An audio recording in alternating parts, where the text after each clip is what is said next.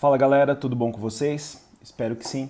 Eu sou o professor Tiago e hoje nós vamos ter mais uma aula de história. Antes de começarmos, não esqueçam de curtir esse vídeo, de se inscrever aí no canal e também de ativar as suas notificações.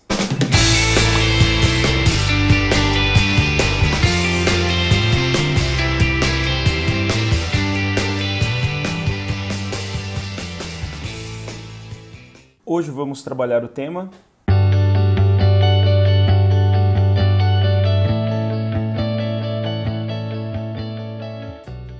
Galera, a Primeira Guerra Mundial, também conhecida como Grande Guerra, teria sido ali a guerra para acabar com as outras guerras. Mas não foi bem isso que ocorreu. Essa guerra, gente, foi extremamente mortífera, causou ali enormes custos militares, econômicos e, como eu já disse, também de vidas. Nós tivemos aqui praticamente 70 países envolvidos, cerca de 10 milhões de pessoas refugiadas por conta dessa guerra, um total mais ou menos de 1 bilhão de bombas foram utilizadas, 70 milhões de soldados estiveram mobilizados nesse conflito e também ali um número assustador de 30 milhões de baixas, onde pelo menos 10 milhões morreram ali e 20 milhões são de pessoas feridas. Galera, é uma guerra, como eu disse, extremamente mortífera e que tem vários motivos aí, várias causas envolvidas. Vamos dar uma olhadinha aqui em alguns dos fatores importantes para essa guerra. A primeira coisa que a gente tem que fazer é analisar o contexto. Pessoal, nós estamos aqui então sob os efeitos da segunda revolução industrial. Houve um crescimento da produção gigantesco, houve uma expansão da revolução para vários países, como Inglaterra, França, Holanda em menor grau, Itália, Alemanha, Japão, Estados Unidos. Esse grande processo de industrialização, essa grande expansão que ocorreu, levou ali ao aumento da concorrência, levou cada vez mais a uma necessidade de desenvolvimento tecnológico no setor produtivo para baixar os custos de produção e uma busca incessante aí desses países industrializados por mercados. Nós temos o capitalismo ali se fundindo e nascendo ali o chamado capitalismo monopolista e financeiro, dos grandes conglomerados, dos grandes bancos que controlam o sistema, e um processo ali chamado de neocolonialismo, no caso dos europeus, de dominação sobre a África, dominação sobre a Ásia. Vale lembrar também que faz parte desse contexto que levou à Primeira Guerra, o processo de unificação, tanto da Itália, mas principalmente da Alemanha. Galerinha, se for para colocar um dos fatores aqui principais, ou melhor ainda, o fator principal da Primeira Guerra Mundial, esse fator é o imperialismo. Imperialismo, gente, vai ser a disputa de territórios aí entre as potências industrializadas. Principalmente ali na África e na Ásia nós vamos ter essa disputa muito forte. Estados Unidos também foi imperialista, gente, mas os Estados Unidos voltou o seu imperialismo aqui para a América Latina, ok? Principalmente para a América Central. Agora, os europeus vão disputar territórios na África e na Ásia. Eu destaco aqui para vocês que os principais territórios ficaram nas mãos ali dos franceses e dos ingleses, e eu tenho que destacar também para vocês a Alemanha. A Alemanha, pessoal, passou pelo seu processo de unificação na segunda metade do século XIX, conseguiu ali a sua unificação em 1871 e nasceu extremamente industrializado. Tão industrializado ali que era uma rival de peso, inclusive, para a própria Inglaterra. A Alemanha, gente, vai ter necessidade constante de buscar novos mercados. Só que esse atraso no seu processo aí de unificação levou ali também a um atraso no processo neocolonial. Então, a Alemanha vai ficar com pouquíssimos territórios na África, pouquíssimos territórios na Ásia, mas é um dos países, mas era, na verdade, um dos países mais industrializados da Europa. Em alguns setores, como a produção de aço, por exemplo, a Alemanha produzia mais que a própria Inglaterra. O produto alemão é tão competitivo que ele consegue ser vendido até mesmo na Inglaterra. Só que há uma necessidade constante da busca de territórios também na África e na Ásia. E óbvio, gente, que a Alemanha vai acabar criando ali um clima de tensão com outros países também, né? envolvido ali nessa busca incessante de territórios e de mercado consumidor e vai acabar levando o mundo à guerra. Óbvio que a Alemanha não é a única culpada, tá, gente? Não esqueçam, estou pontuando para vocês um dos principais fatores. O outro fator muito importante que nós tivemos aqui, gente, é um nacionalismo extremamente exacerbado dessa época, ok? O crescimento entre as tensões aí dos países europeus se dava também por conta desse nacionalismo, dessa crença ali de que um país era melhor que o outro e de que a culpa dos problemas que o seu país possivelmente estaria vivendo ali no contexto antes da guerra era causado pelo outro país. Então você tem ali uma campanha enorme, inclusive, para que as pessoas se engajassem nessa guerra, para que as pessoas fossem lutar aí nesse conflito. Destaco para vocês também um revanchismo francês gigantesco. Há um revanchismo não só da França, mas o francês é o de maior destaque, tá, gente? Esse revanchismo da França se dá por conta aí na derrota. Começa, na verdade, com a derrota na Guerra Franco-Prussiana, onde os franceses foram humilhados, né? Tiveram seu território invadido aí pelos prussianos, viram a unificação da Alemanha ser completada num dos maiores símbolos da França, que é o Palácio de Versalhes. O imperador Guilherme I foi coroado aí, o imperador do Segundo Reich alemão, no Palácio de Versalhes, no Salão de Espelhos. E nós tivemos ali perdas territoriais importantes para a França, né, que aguçaram esse nacionalismo. Destacamos a região fronteiriça ali com a Alemanha, da Alsácia e da Lorena. Vamos dar uma olhadinha em alguns cartazes aqui dessa época, só para você entender o quanto essa campanha para lutar contra um inimigo aí, essa campanha nacionalista influenciou essa guerra. Dá uma olhadinha aqui no primeiro cartaz, né? Você tem também agora um cartaz alemão aí, pedindo ajuda financeira para a população. Você tinha frases de efeito antes da guerra, ninguém tinha muita noção de como seria esse conflito. Por exemplo, olha o que os alemães falavam ali, o governo alemão falava pouco antes da guerra começar, volta para casa antes que as folhas caíssem. Olha o que o governo inglês dizia ali para sua população, em casa antes do Natal. Óbvio que isso não aconteceu, gente. A guerra se arrastou de 1914 até 1918. Gente, como eu falei para vocês, você tem 70 países envolvidos. Olha um cartaz da Austrália, galera, pedindo ali para a população participar. Olha esse outro cartaz aqui dos Estados Unidos, Destrua esse bruto louco, aliste-se no exército dos Estados Unidos. Estados Unidos que entrou nessa guerra em 1917. E o nacionalismo é tão exacerbado que a gente tem figuras importantes até que participaram dessas manifestações nacionalistas, que foram ali, se engajaram no exército e foram lutar contra o inimigo aí comum. Dá uma olhada nessa manifestação em Berlim. Você tem aqui o Hitler participando dessa manifestação. Adolf Hitler, pessoal, que lutou ali pelos alemães, ele é austríaco e chegou ali a ser cabo do exército alemão, acabou ferido ali e deixou a guerra, aliás, deixou os combates aí antes do fim da guerra. Você tem um outro cartaz alemão. Outro ponto muito importante que nós temos para que essa guerra ocorra é a questão balcânica. A região balcânica, gente, é um barril de pólvora e o estopim da guerra, inclusive, foi ali. O que eu destaco para vocês na questão balcânica, gente? Destaco para vocês o Império Austro-Húngaro extremamente decadente, lutando ali para manter a unidade desse império, né? Esse império, pessoal, que vem sofrendo ali com uma enorme pressão de grupos aí separatistas. Então, para manter um mínimo de glória desse império, um mínimo de poder, a defesa da unidade ali vai ser enorme pelo Império Austro-Húngaro. Esse império vai receber o apoio dos alemães. A Alemanha tinha muito interesse ali na região dos Balcãs, né? Nessa busca incessante por territórios, por local ali para onde ele possa expandir os seus mercados, os alemães colocaram em prática ali um projeto que dependia do Império Austro-Húngaro, que é a construção de uma ferrovia, que vocês estão olhando aqui no mapa, a ferrovia Berlim-Bagdá. Olha que colossal essa ferrovia, atravessando ali a Alemanha, saindo de Berlim, chegando a Bagdá, cruzando ali a região dos Balcãs.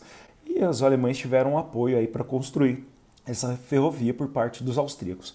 Outro império em decadência que apoiou os austríacos na questão balcânica e que tinha interesse também na região dos Balcãs, até porque tinha territórios lá na parte europeia, é o Império Otomano, tá? O Império Otomano, pessoal, ele apoia os austríacos, apoia os alemães, inclusive durante a guerra, e busca conter o avanço de um outro império decadente, que é o Império Russo, ok?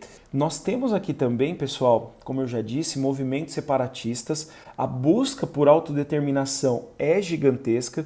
Então você tem o Império Austro-Húngaro, gente, formado ali por diversos grupos étnicos. Você tem croatas, você tem austríacos, você tem húngaros, os austríacos são germânicos, né? Você tem ali eslavos, como bósnios. Esses grupos, pessoal, eles querem ter o direito de formar o seu próprio país, de ter ali a sua própria nação. Então a luta por autodeterminação é gigantesca. Existe um projeto aqui, capitaneado, liderado pela Sérvia, que é um projeto conhecido ali chamado de pan-eslavismo. A ideia da Sérvia era formar a chamada Grande Sérvia, a pátria dos eslavos. Para que isso ocorresse, era necessário a separação do Império Austro-Húngaro. Os russos, pessoal, apoiavam os sérvios, os russos também são eslavos, os russos buscavam ali enfraquecer o Império Otomano e, ao mesmo tempo, ter acesso ao mar Mediterrâneo, ok? Então é um barril de pólvora, a guerra vai começar por ali. Vale lembrar também que entre a Guerra Franco-Prussiana e a Primeira Guerra Mundial, não tivemos uma grande guerra acontecendo, não tivemos um grande conflito acontecendo. Esse período, inclusive, ficou conhecido como Belle Époque, né? Onde você tinha ali um enorme desenvolvimento cultural, científico na Europa, que se colocava, inclusive, como um continente, né? Como um povo acima, superior aos outros. Mas, ao mesmo tempo que você tem essa Belle Époque e um desenvolvimento industrial gigantesco, nós teremos a paz armada, que nada mais era do que uma corrida armamentista, ok? O clima de tensão entre essas potências industriais europeias era enorme, principalmente por conta da disputa ali dos territórios, mesmo nos Balcãs e na África e na Ásia, ali o imperialismo que eu comentei com vocês, e esses países foram se armando. E eles foram se armando, gente, diante desse contexto de enorme desenvolvimento tecnológico, ok? Então nós teremos aqui, ó, investimentos pesados na indústria bélica que está passando também pela Revolução Industrial. Então dá uma olhadinha aqui nos gastos militares, pessoal. Olha os gastos militares em 1880, gastos ali, ó, da Alemanha, da Áustria-Hungria, da Grã-Bretanha, Rússia, Itália e França. Em 1880, ó, 132 milhões de libras. Olha como esse número vai escalando, galera. Passa para 158 milhões, para 205, para 288, e aí no ano da guerra, ó, 397 milhões de libras foram gastas. Nós temos aí 3 vezes mais do que o valor de 1880. Por quê, pessoal? Porque se esperava esse conflito. E o próprio nacionalismo levava a população a ter vontade até de promover esse conflito, ok?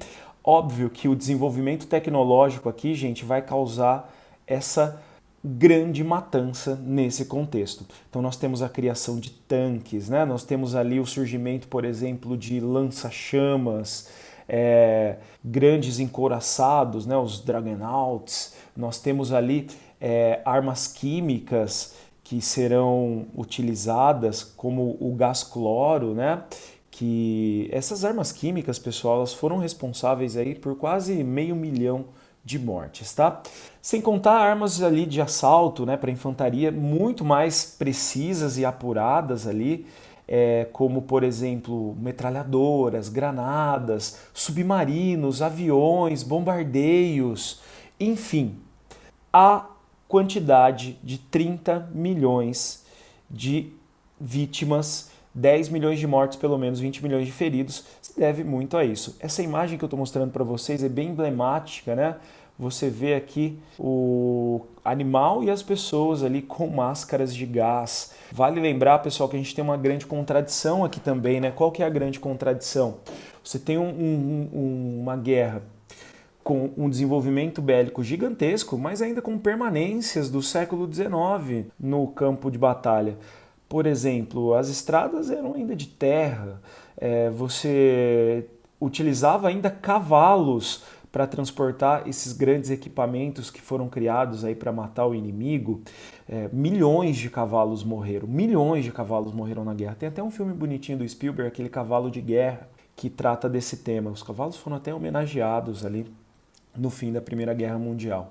Tá? Então você tem essa contradição da tecnologia avançadíssima, mas ainda de algumas permanências aí, de atrasos em alguns setores. Por exemplo, os aviões eram usados muito mais como forma de reconhecimento, né? Embora você tenha histórias fantásticas, como o do Barão Vermelho, o aviador alemão ali, que protagonizou combates épicos. Mas a precisão também era muito pequena dos bombardeios, do próprio avião, né?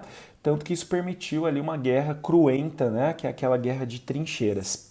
Pessoal, outra coisa importante que a gente tem que analisar aqui são as políticas de aliança, tá? Que vão arrastar o mundo para a guerra, porque ao entrar em guerra com um país, você arrasta todo mundo para o conflito, toda a aliança daquele país.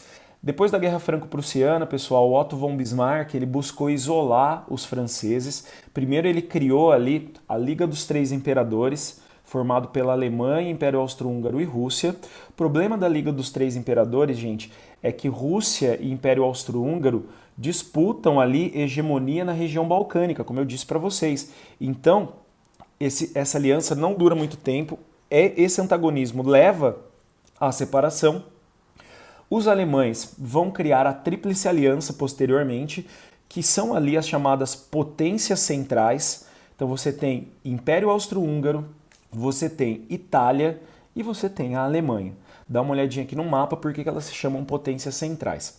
E posteriormente, já no fim do século XIX, nós temos a formação ali da Entente Cordiale ou Tríplice Entente com as potências periféricas, né? Porque eles estão nos cantos, ó. Então você tem a França, a Rússia e a Alemanha. Galera, só fazendo uma correçãozinha, Tríplice Entente formada por França, Rússia e Inglaterra. Eu falei Alemanha ali, mas está errado, ok? Valeu! Vale lembrar também que nós tivemos aqui acordos secretos, que eram muito comuns aqui nessa época. Esses acordos secretos, pessoal, são a chave, inclusive, para arrastar a maior parte desses países para a guerra. Existia um acordo secreto entre Rússia e Sérvia. Os russos garantiriam a proteção dos sérvios em caso de uma guerra contra eles. E um acordo secreto entre Inglaterra e Bélgica, que a Inglaterra visava conter ali o avanço alemão, né? O desenvolvimento alemão em uma possível guerra. Bem, destaco para vocês também que cada país vai ter um interesse específico nesse conflito, tá, gente? E a maior parte relacionado ao imperialismo. Então, por exemplo, como eu já disse para vocês, os russos buscavam diminuir ali o poder dos otomanos na região balcânica e ter acesso aos Balcãs. O francês, pessoal, quer manter a sua hegemonia na África, na Ásia, junto com os ingleses, né? E tem um ódio muito grande aos alemães, isso vai ajudar a arrastá-los para a guerra.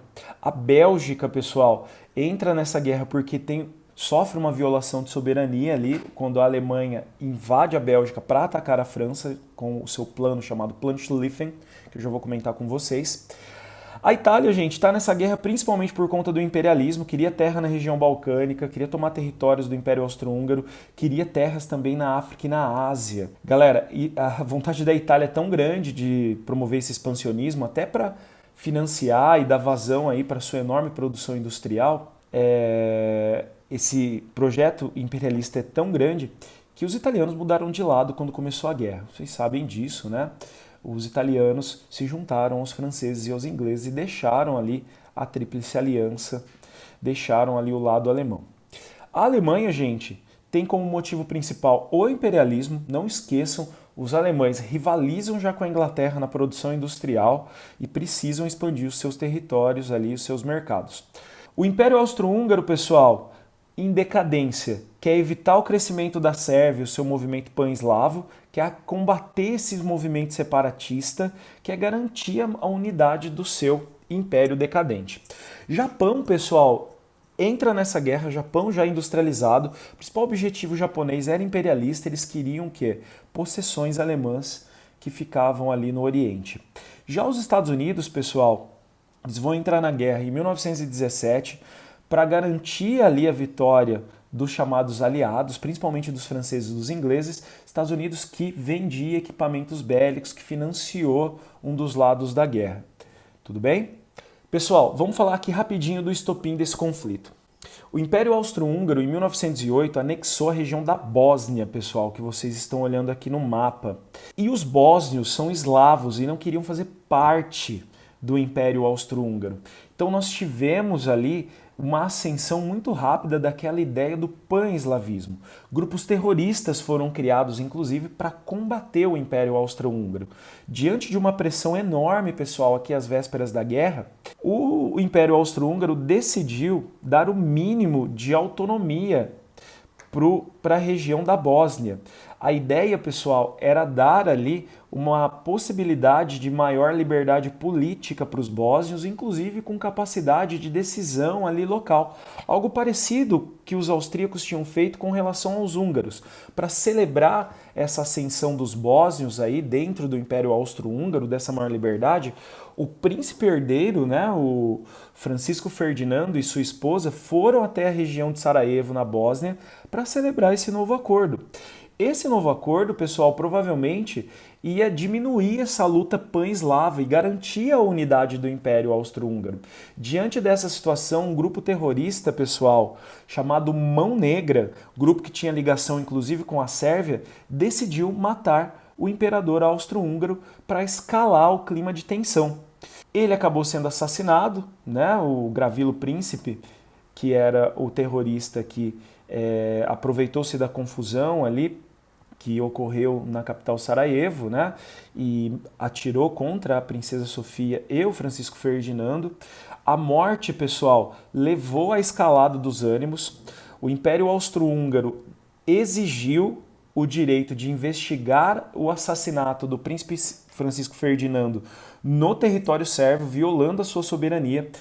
Como nós tínhamos um acordo secreto entre Sérvia e Rússia, nós tivemos ali aquela situação da política de alianças que eu comentei com vocês. A Sérvia não aceitou o ultimato de ter ali a sua soberania violada por investigadores austro-húngaros e a Áustria-Hungria declarou guerra aos sérvios. Gente, dá uma olhada no mapa aqui para você entender como tudo vai ser arrastado para esse conflito agora. Todos os países aqui europeus, ou grande parte deles.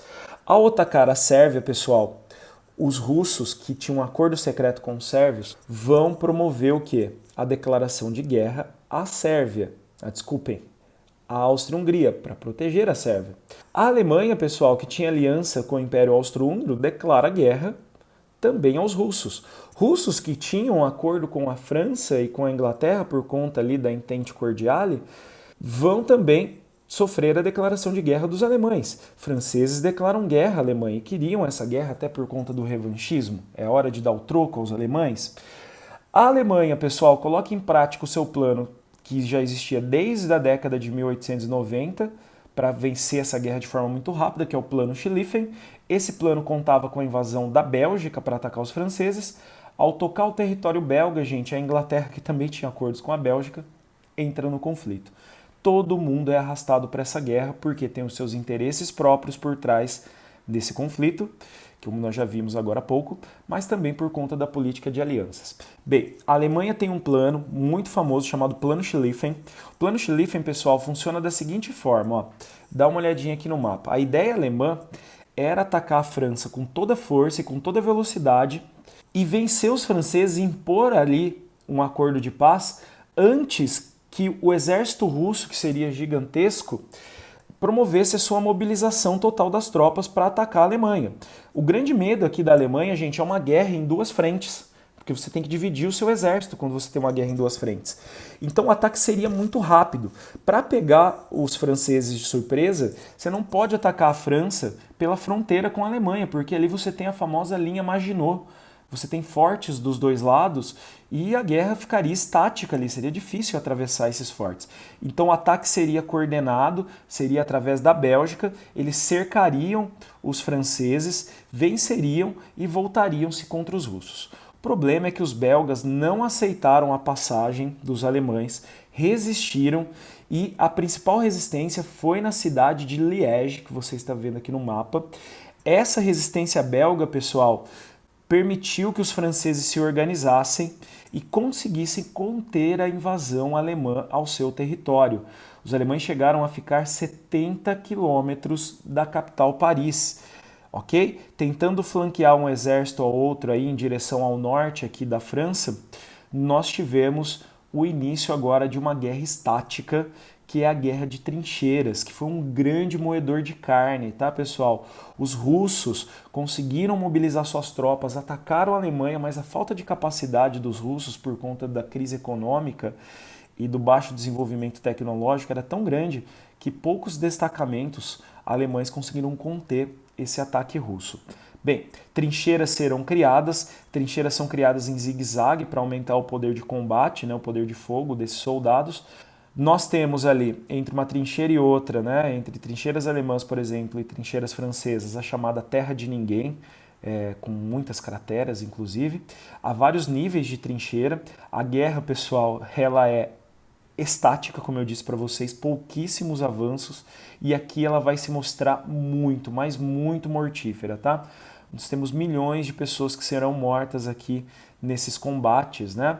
Posso destacar para vocês, ó, a Batalha de Tannenberg, ó, 100 mil russos mortos, né? Mais 60 mil alemães mortos. Você vê a batalha aqui, ó, do Marne, né? Que deteve o avanço aí dos alemães sobre a França. Nós temos 250 mil baixas nessa batalha.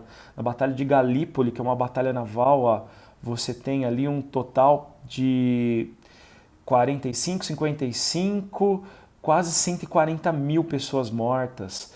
Você vê a Batalha de Verdun, pessoal, com 1 milhão de pessoas mortas. É algo extremamente mortífero, como eu disse. Na Batalha do Somme, mais 1 milhão de mortos, ok? A Batalha de Ypres, ó, 857 mil pessoas morreram ou desapareceram. Enfim, é uma guerra mortífera. Em 1917 nós teremos aqui duas coisas muito importantes. Os Estados Unidos vai entrar na guerra. Por que os Estados Unidos entrou na guerra, gente? Vamos lá. O fator principal é que os Estados Unidos quer garantir a vitória dos aliados, dos franceses, dos ingleses, países aí que receberam investimentos dos Estados Unidos, que compraram produtos dos Estados Unidos durante essa guerra. Os Estados Unidos quer garantir os seus investimentos. Agora, a Alemanha acabou provocando também, né, e forçou ali, favoreceu a entrada dos Estados Unidos na guerra. Primeiro nós tivemos ali um bloqueio naval alemão para impedir a entrada de produtos na Inglaterra e na França. Submarinos alemães começaram a afundar navios dos Estados Unidos, navios de passageiros, navios mercantes, causando ali um forte clamor na opinião pública lá nos Estados Unidos. E nós tivemos a interceptação de telegramas da Alemanha que seriam enviados para o México. E esses telegramas, galera, eles falavam sobre um possível apoio alemão ao México numa guerra contra os Estados Unidos para retomar os territórios perdidos lá em 1848, no processo de expansão territorial dos Estados Unidos do século XIX. Esses telegramas nem chegaram ao México, foram interceptados, entregues aos Estados Unidos e óbvio que os Estados Unidos agora têm também uma desculpa perfeita para entrar para a guerra. Outro fator importante que nós tivemos aqui, a Rússia saiu da guerra, assinou um tratado de paz com os alemães. A Rússia sai desse conflito porque não tem capacidade de se manter nele e porque está passando ali principalmente pela Revolução Russa, pela Revolução Bolchevique, a Revolução de Outubro de 1917. Como é uma guerra imperialista, uma guerra criada por fatores capitalistas, a Rússia agora comunista não tem interesse nenhum em se manter nesse conflito, sem contar que essa guerra matou milhões de russos, causou uma crise enorme e uma das promessas aí do Lenin era retirar a Rússia da guerra e realmente retirou. Pessoal, o desenrolar do conflito se dá através da entrada maciça de produtos e soldados dos Estados Unidos. Os Estados Unidos têm capacidade de se manter nesse conflito por muito tempo. Diante dessa situação, a pressão interna na Alemanha é enorme. Nós vamos ter a criação de uma república já no fim da guerra aqui em 1918. E os alemães, pessoal, percebendo que serão invadidos a qualquer momento, preferem assinar um armistício, preferem se render em 1918. essa rendição se dá nesse vagãozinho de trem que vocês estão olhando aqui, vagãozinho que foi preservado, né? E que no futuro vai ser usado pelos alemães para obrigar os franceses a assinarem a rendição no mesmo vagãozinho da Primeira Guerra. Olha o nível do revanchismo que vai continuar depois desse conflito. Pessoal, espero que vocês tenham gostado. Até a próxima.